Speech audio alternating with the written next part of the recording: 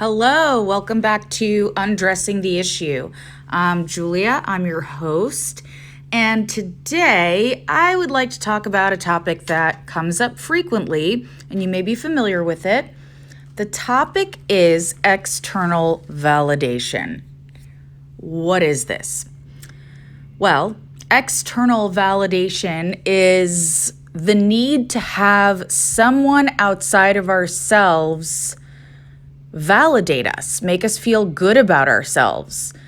So typically, I'll tell you how I see this. You might know of a very classic example. When somebody fishes for compliments, they're looking to have somebody, either dispute something negative or self-deprecating that they're saying, or they are trying to gain attention, sort of passively and directly, to be complimented because they need to feel good about themselves. They do not feel good about themselves.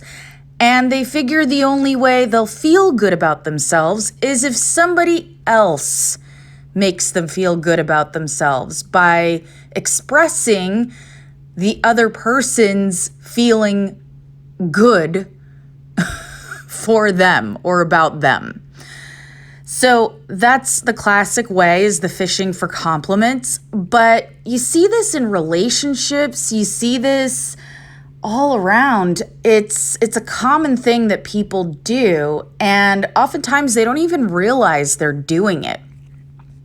But the people that they are seeking that validation from can sense that that's what's kind of being nudged, or something that's being requested of them. So one of the ways in which I see this in relationships or in dating scenarios is in this need to be pursued, right? So for those folks, and some of you may all have a friend who does this, but somebody who always needs to be talking to a potential romantic interest, is texting with people, or can't just be single, needs to be on a dating website, needs to have prospects at all times. And what you're seeing is that this person likes feeling like they're being pursued, like they're desired, they're wanted,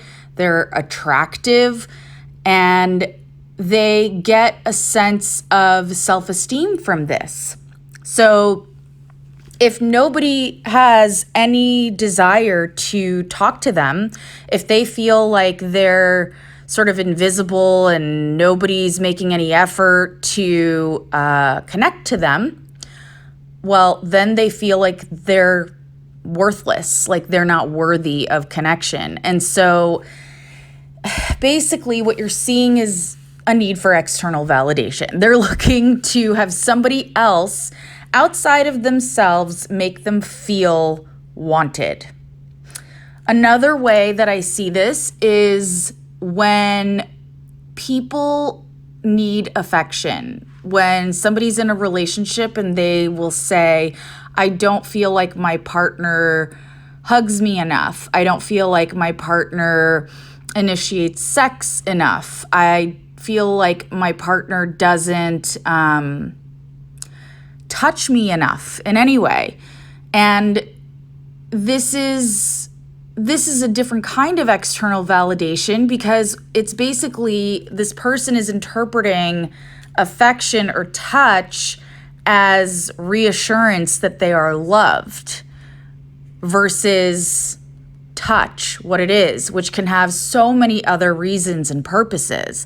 So that's another way that we see it. And it happens in so many different ways. There's also the people who like to be the center of attention. So they're the people who love to chat folks up, right? Like if I'm in line at Starbucks, I can't just get my coffee, pay for it, take my change, say thank you and goodbye. I have to make small talk everywhere I go. I feel this need to make people smile, to feel likable. And this seems innocent enough, but this need to be charming, this need to be engaging, entertaining, likable, this is a pull for validation. If I felt good about myself and I felt like I already was likable, I wouldn't constantly need to get that reassurance everywhere I go. So there's many ways in which this manifests, basically. You see it, well, you, not you, me. I see it with some of my higher profile clients who pay such close attention to feedback that they get and comments on social media, on the internet. And basically, they're hoping to get as many positive comments as possible, and anything negative, even if it's only one out of hundreds, just completely derails their day. And they take it to heart, and it will basically just cancel out all the positive comments that they saw. So this is another version of this, but I'm hoping that with these examples, you're starting to get the idea. So external validation can be sort of covert, right? Where people will feel upset and not tell their partners what's upsetting them, and then their partners kind of get a sense that something's bothering them, and so they'll be like, "Oh, what's the matter? Are you okay?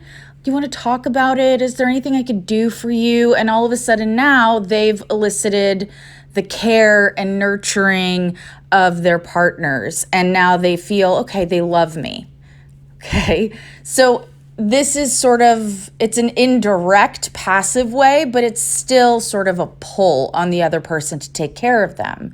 Now, I see this quite a bit with couples who are recovering from betrayal, where the person who committed the betrayal, out of shame and guilt, will continuously say, "I'm sorry," or "I love you." And those statements can be really triggering for the betrayed partner, because in our society, the common anticipated response, the polite response, is, "I accept your apology," or "I love you too." But in that moment, if that betrayed partner is still really hurt or angry or upset, they may not feel terribly inclined to provide this response. And so these questions can feel like the person who betrayed them is trying to get them to provide some type of reassurance. If my partner says, "I love you too," then we're okay. If my partner says, "I accept your apology," then I'm okay. We're okay. And for the betrayed partner, sometimes saying, "I accept your apology," is something that is just sort of off the table, because it may feel like, if I say that, then does that mean I'm excusing what you did and how you betrayed me?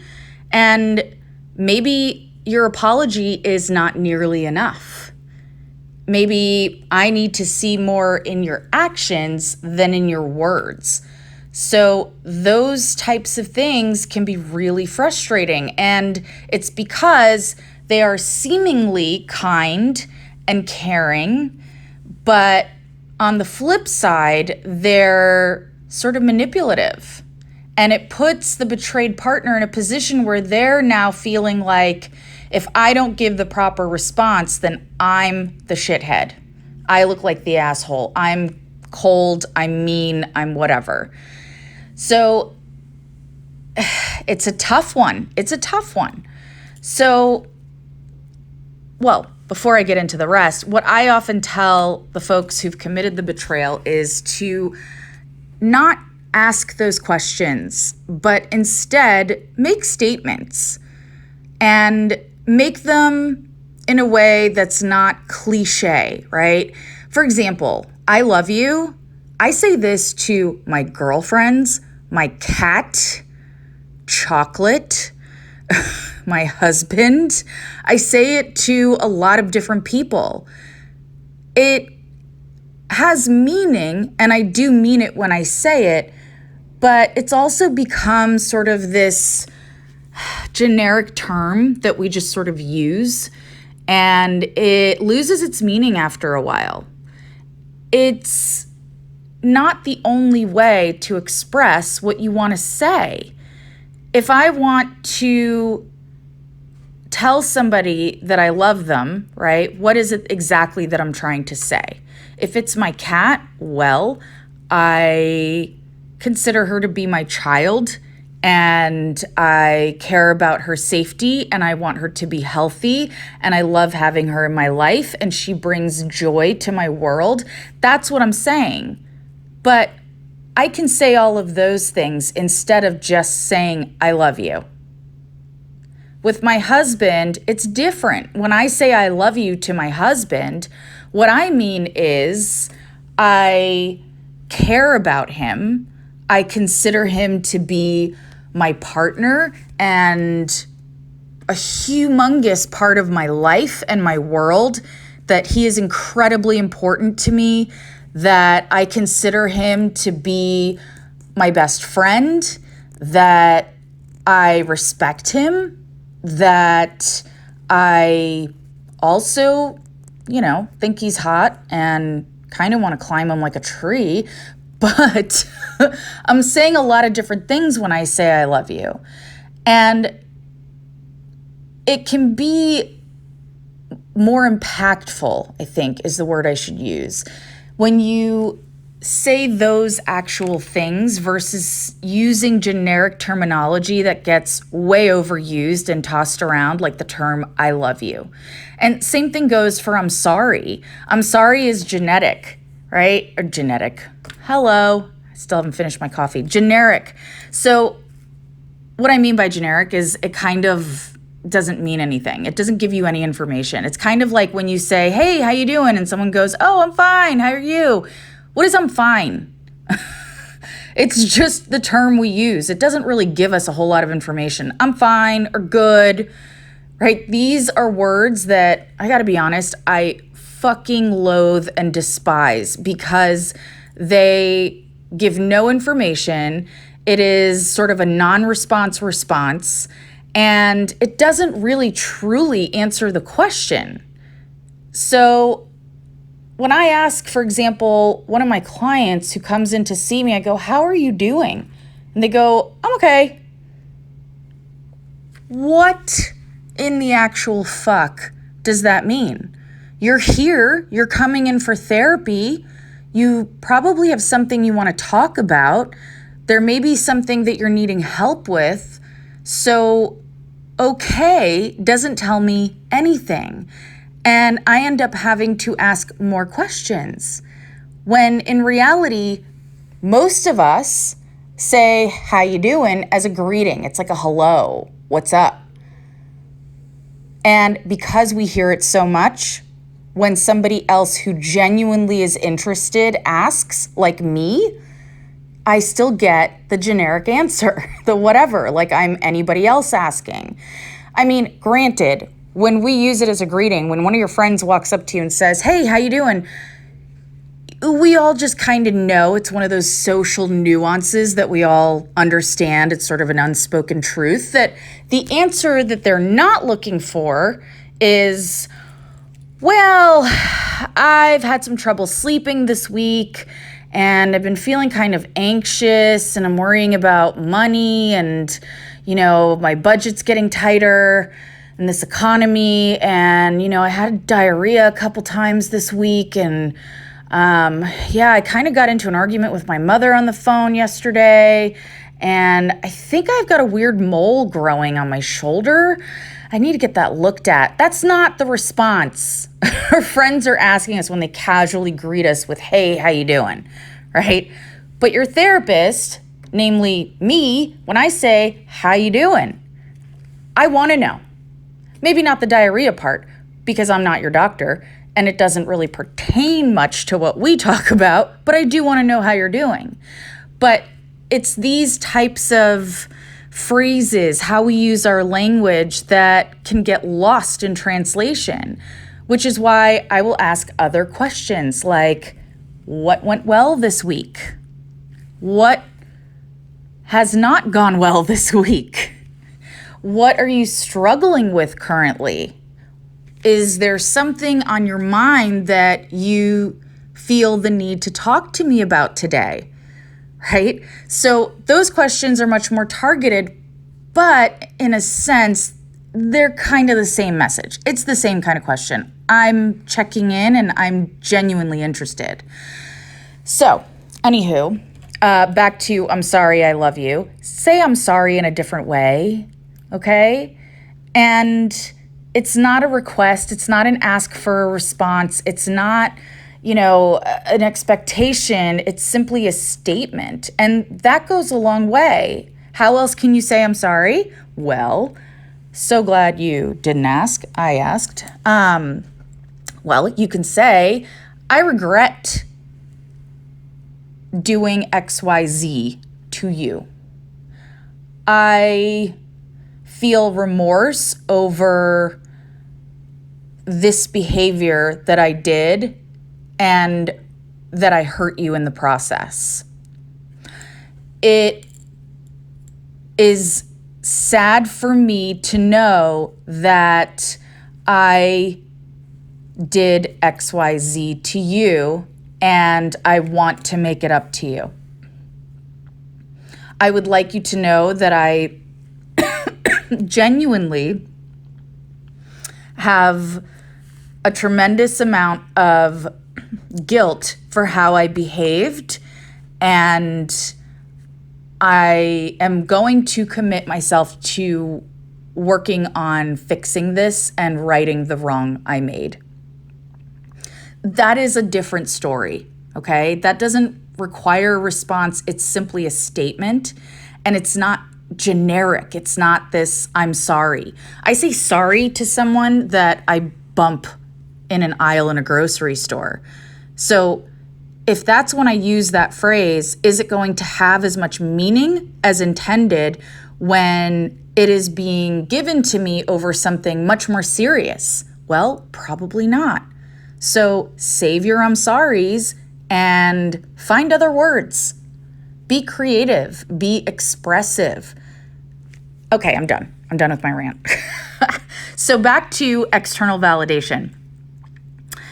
The reason why the behaviors are unhealthy, well, there's multiple reasons, but seeking external validation, looking for somebody else to help us feel good about ourselves is unhealthy. I mean, we all do it occasionally, but for some people, this becomes their MO. And it's actually quite unhealthy. Part of it is that it's coming from a place of low self-esteem, but it serves to just perpetuate that low self-esteem. It's not actually helping them build self-esteem. As long as I need somebody else to tell me that I'm okay, I don't actually feel okay. I'm just going to constantly seek the next source of this validation. But the other reason why this is unhealthy is because those sources are not reliable. We may not have access to or availability of somebody who's just waiting to validate us. That's not always the case. And what do we do if we don't have somebody who can give us that? Does that mean we're not okay? Does that mean that there's something wrong with us? No, absolutely not. But this is the difficulty with seeking it from an external source, seeking that validation. So not only do we not always have an external source readily available, but those external sources may not be dependable or reliable. Maybe they're having a bad day. Maybe they need some reassurance and they're not in a place where they're able to give it to you. Maybe they don't actually feel that way about you. I mean, it's kind of harsh to say, but hey, it can happen. So it's another reason why this becomes sort of a sticky situation. If this is what you're depending on and it's not dependable, it can be fickle. Well, you've picked kind of how do I say it? A shitty source. Yeah, I think that's accurate. We'll make that the clinical definition. So the other piece of it that's unhealthy is that when the only way you can feel okay in yourself, in your world, is if somebody else is telling you that you're okay, then the danger that folks run into with this is that they can never be told enough. If they don't feel okay in themselves and they don't have that sense to begin with, then what ends up happening is, a compliment or reassurance or some validation can go a little ways, but it's not lasting. It doesn't stick. And over time, you need more and more and more. Or, maybe it was enough, but it was only enough then, and now I need it again. And I need it again. So at some point, your external source kind of becomes like, the mirror on the wall. They're just there to compliment you. And that can be difficult for some people because it can feel as though they're always doing the complimenting and they're not necessarily getting their needs taken care of, or they're afraid to even ask for what they need because the other person is so needy. And this just creates an even tenser situation where now I might be resentful that I can't ask for what I need because then it's going to make the other person feel bad and they're going to feel like they've lost my validation and then they're going to get upset and need it even more. And so there's no room for me to ask for anything that I'm wanting or needing. So overall, the general message is this is not healthy. It doesn't create good dynamics. It just perpetuates low self-esteem. It doesn't actually fix it. So on to fixing it. How does one fix this? So in a nutshell, self-love. Well, Julia, that sounds great. Problem solved. No, absolutely not. How the fuck does one learn to love themselves? Well, it's a journey. It's a process. It takes time and it takes consistent effort. It's also related to how we lost our love for ourselves. If we've been abused and somehow we've disconnected from ourselves or blamed ourselves for that abuse, our self-love could have been taken from us then. If we were sort of emotionally neglected, we were never loved on, we were never really nurtured. That's another way in which we've never actually felt worthy of love and worthy enough to develop our own love for ourselves. Feeling lovable, I can love myself, other people love me too. Another way is to work on your first relationship in your life. So every single one of us is in a relationship that we cannot divorce out of, that we can't leave, that we're kind of stuck in. It's our main ball and chain, and that relationship is with ourselves. You're in it for the long haul. You can't get out of it. So if you're stuck with this person, if this is basically your cellmate, you might as well get to know them and get to like them, because they're not going anywhere. And the more you can learn to like them and accept them, flaws and all, the easier things will be. And the less you will need to get that acceptance and appreciation from somebody else. It starts within you. And furthermore, it's not really fair to expect somebody to do this for you, to constantly have to give and reassure and, validate and love on you. It's great if it's being reciprocated, but still, for some people, that's just uncomfortable. It can feel like smothering. It can feel like more than they're comfortable doing.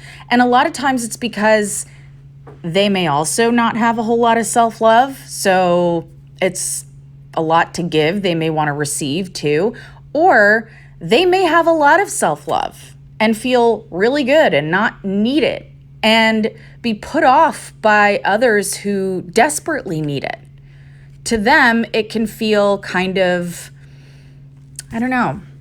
not woke, I guess.